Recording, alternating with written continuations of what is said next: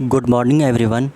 कल जैसा कि हमने इंटरनेशनल न्यूज़ का पहला पार्ट किया था, आज हम उसका सेकंड पार्ट करेंगे। तो आइए शुरू करते हैं। पहली न्यूज़ क्या है 28 फरवरी की कि एफएटीएफ की ग्रे लिस्ट से बाहर कर दिया गया किसको, यूएई को। अब ये समझ लीजिए कि एफएटीएफ का गठन कब हुआ था।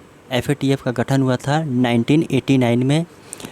G7 का सम्मेलन हो रहा था फ्रांस के पेरिस में, तो उसी में इसका गठन हुआ था। और इसका उद्देश्य क्या होता है, जो मनी लॉन्ड्रिंग होता है और जो टेररिज्म के लिए सपोर्ट करने के लिए जो पैसा दिया जाता है उसको रोक लगाने के लिए। इसीलिए एफएटीएफ की लिस्ट में हमेशा पाकिस्तान बना ही रहता है, ठीक, क्योंकि वो स्टेट स्पॉन्सर्ड टेररिज्म करता है। अब यहाँ पे यूएई को ग्रे लिस्ट से बाहर किया गया, तो यूएई की कैपिटल क्या है, दुबई है। ठीक है, आगे बढ़ते हैं। डेंगू के बढ़ते प्रकोप के कारण हेल्थ इमरजेंसी घोषित करने वाला देश। तो डेंगू के प्रकोप के कारण हेल्थ इमरजेंसी घोषित करने वाला देश कौन बना है, पेरू बना है। पेरू की कैपिटल क्या है, लीमा है। ठीक, और ये जो बीमारी है डेंगू, ये एंडीज इजिप्टाई मच्छर के काटने से होता है और ये एक वायरस जनित बीमारी होती है। ठीक है, अब आ जाइए नेक्स्ट न्यूज़ पे। हाल ही में चर्चा में रहा आगालेगा द्वीप। ठीक, आगालेगा द्वीप क्यों चर्चा में रहा, क्योंकि यहाँ पे प्राइम मिनिस्टर मोदी और जो मॉरिशस के प्राइम मिनिस्टर हैं प्रविंद ने वर्चुअली विकास योजनाओं का उद्घाटन किया। आगालेगा द्वीप कहाँ स्थित है, तो ये हिंद महासागर में स्थित है। ठीक है, इस पे किसका अधिकार है, तो मॉरिशस का अधिकार है। हालांकि ये न्यूज़ अब पुरानी हो चुकी है, तो इसमें रिलेवेंट पार्ट सिर्फ ये है कि आगालेगा द्वीप कहाँ स्थित है और इस पे किसका अधिकार है। आ जाइए नेक्स्ट न्यूज़ पे। अबॉर्शन को संवैधानिक अधिकार प्रदान किया किसने, तो अबॉर्शन को संवैधानिक अधिकार प्रदान करने वाला देश कौन बन गया, फ्रांस बन गया है। ठीक है, फ्रांस की कैपिटल क्या है, पेरिस है, जहाँ पे एफिल टावर है। नेक्स्ट न्यूज़ पे आ जाइए। याओंदे घोषणा पत्र। दोस्तों कल ही मैंने बताया था याओंदे किसकी राजधानी है, तो याओंदे राजधानी है कैमरून की। और कैमरून ने कौन सा प्रोग्राम चलाया था, तो मलेरिया उन्मूलन का चलाया था। तो ये भी उसी से रिलेटेड है। देखिए ये किससे रिलेटेड है, मलेरिया उन्मूलन से रिलेटेड है। ठीक, आ जाइए नेक्स्ट न्यूज़। विश्व का पहला 3D प्रिंटेड मस्जिद किसने बनाया है, तो सऊदी अरब ने बनाया है। ठीक, 3D प्रिंटेड के बारे में आप जान लीजिए कि 3D प्रिंटेड मस्जिद या कुछ भी बनाने का मतलब क्या होता है। तो इसका सिंपल मतलब ये होता है कि आप मशीन को पूरा कमांड दे देंगे, पूरा डिज़ाइन आप मशीन में कर देंगे कि हाँ ऐसे ऐसे करना है, कंप्यूटर में डिज़ाइन बना देंगे और आपको मशीन को सारा मटेरियल सप्लाई करना है। बस वो जिस स्ट्रक्चर में आपने जैसा जैसा उसको अंदर फॉर्मेट बना रखा है वो उसी तरीके से पूरा का पूरा स्ट्रक्चर तैयार कर देगा। जैसे अभी पिछले साल ही बेंगलुरु में पोस्ट ऑफिस बनाया गया था 3D प्रिंटेड की मदद से। ठीक, और जिसको किसने लोकार्पण किया था, इनॉग्रेट किया था, तो अश्विनी वैष्णव, जो कि वर्तमान में रेल मंत्री हैं। नेक्स्ट न्यूज़ पे आ जाइए। Nuclear missile tracking ship. Friends ये क्या है, तो ये क्या है कि पानी में तैरता हुआ एक जहाज़ है जो कि आपके न्यूक्लियर कहाँ कहाँ आपने न्यूक्लियर मिसाइल लगा रखी है या कुछ भी जो आप कहाँ क्या एक्टिविटी कर रहे हैं ओशन में, उसको ट्रैक करने के लिए। तो इसका नाम क्या है, PNS रिजवान है। इसका नाम PNS रिजवान है और इसको चाइना ने गिफ्ट किया है पाकिस्तान को। ठीक, अब इसमें क्या है कि इसी के सिमिलर जो भारत के पास है उसका नाम है INS ध्रुव। हम खुद बनाते हैं और पाकिस्तान को गिफ्ट मिलता है, सोचने वाली बात है। अब आ जाइए, चर्चा में रहा रेकजेंस द्वीप। ठीक, रेकजेंस द्वीप किससे संबंधित है, तो ये आइसलैंड से संबंधित है। ठीक, और इसकी राजधानी क्या है, रिकजैविक है। तो इससे एक प्रश्न स्टैटिक का बनता है कि बताइए सबसे उत्तरी राजधानी कौन सी है, तो वो यही है आइसलैंड की रिकजैविक। ठीक है फ्रेंड्स, आइए नेक्स्ट न्यूज़ पे आते हैं। नेपाल ने अपनी पर्यटन राजधानी घोषित की, किसको, पोखरा को। ये सिर्फ वन लाइनर है, इसमें कोई फैक्ट नहीं है, बस यही एक फैक्ट है, मतलब कोई कॉन्सेप्ट नहीं है, फैक्ट है। अब ये फार्म पहल की शुरुआत की है किसने, कितने देशों ने, तो 7 देशों ने।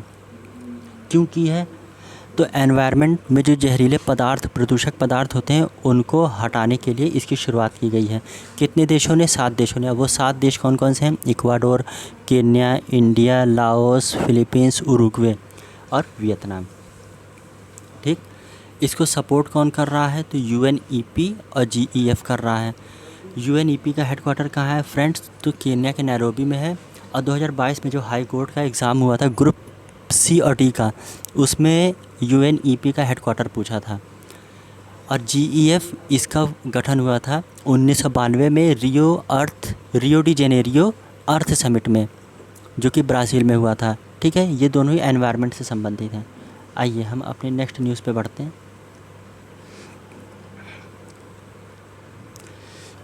हाल ही में चर्चा में रहा फ्रांसिस स्कॉट ब्रिज। ठीक। अब ये ब्रिज चर्चा में क्यों था? तो क्या हुआ कि अमेरिका में एक राज्य है बालीमोर, मैरीलैंड। वहाँ पे एक नदी है पटाप्सको रिवर नाम की एक नदी है। ठीक है। क्या हो रहा था कि सिंगापुर का एक कार्गो शिप वहाँ से गुजर रहा था और उसने इस पुल को टक्कर मार दी और ये पुल देखते ही देखते नदी में समा गया। इसीलिए ये चर्चा में था। तो यहाँ पे ध्यान रखने वाला सिर्फ यही है कि फ्रांसिस स्कॉट ब्रिज कहाँ है? तो USA में है। किस नदी पे बना है? तो पटाप्सको रिवर पे बनाया है। आ जाइए नेक्स्ट न्यूज़ पे आ जाते हैं।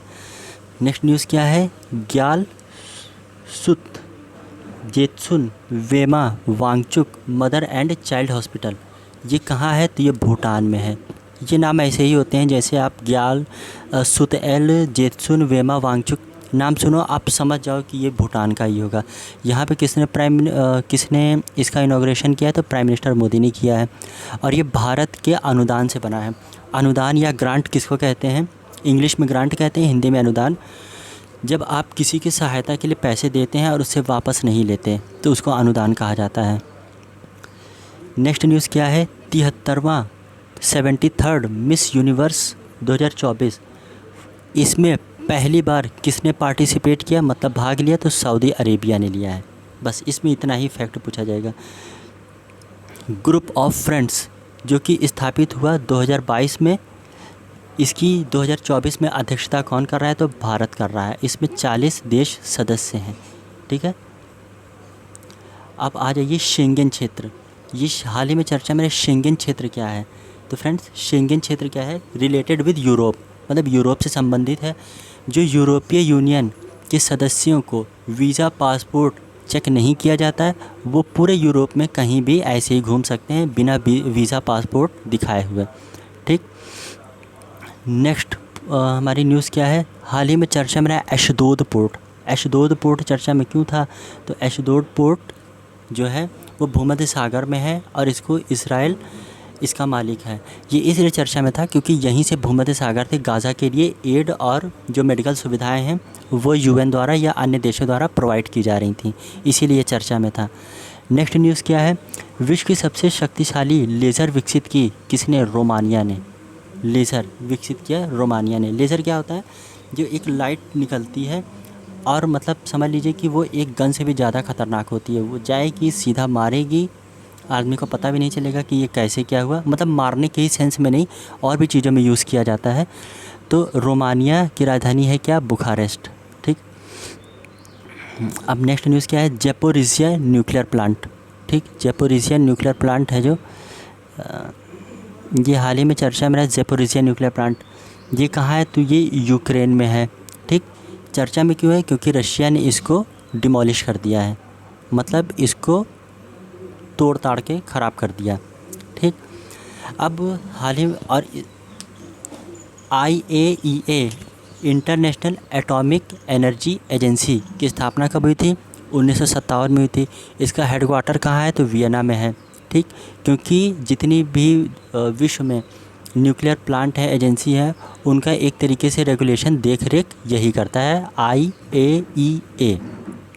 ठीक। हम अपने नेक्स्ट न्यूज़ पे आ जाते हैं। New gold backed currency ZIG किसने लॉन्च की है? तो जिम्बाब्वे ने लॉन्च की है। इसकी कैपिटल क्या है? हरारे है। इसको सिर्फ इतना ही याद करना है। चर्चा में रहा सी डोम डिफेंस सिस्टम, ये किसका है? तो सी डोम डिफेंस सिस्टम किसका है? इजराइल का है। रेंज कितनी है इसकी? 70 किलोमीटर। ये आप रेंज ना भी याद करें तो चलेगा, हटा दीजिए इसको। फिर नेक्स्ट न्यूज़ हमारी है ऑकस। ये तो आप सभी को पता होगा कि ऑकस चर्चा में क्यों है। ऑकस का सबसे पहले जहाँ फुल फॉर्म जान लीजिए। यहाँ पे है ए से ऑस्ट्रेलिया, यूके से यूनाइटेड किंगडम, यूएस से यूनाइटेड स्टेट्स ऑफ अमेरिका। ठीक, इसका गठन कब हुआ था? तो 2021 में इसका गठन हुआ है। इसका गठन 2021 में हुआ। ये चर्चा में क्यों है? ये चर्चा में इसलिए है क्योंकि इसका गठन ही इस उद्देश्य से हुआ है कि जो इसको चर्चा में ला दे। इंडियन ओशन में जो हिंद महासागर है उसमें चाइना के बढ़ते प्रभुत्व को रोकना इसका मेन उद्देश्य है, इसीलिए चर्चा में है। तो आज के लिए सिर्फ इतना। थैंक यू, और इसको आप प्लीज़ नोट्स बना लीजिएगा। धन्यवाद।